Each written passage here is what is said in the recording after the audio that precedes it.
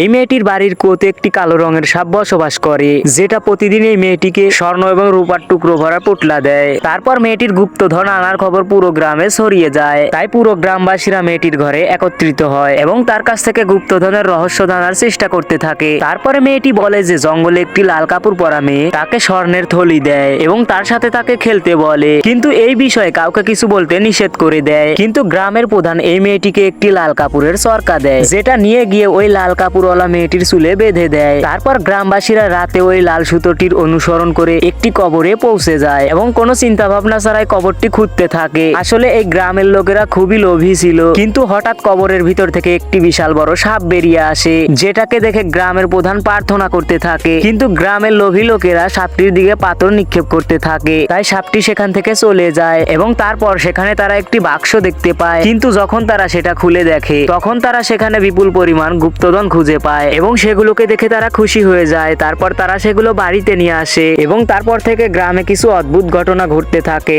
বন্ধুরা, পার্ট 2 এর জন্য এই ভিডিওতে একটি লাইক দিয়ে চ্যানেলটি সাবস্ক্রাইব করুন।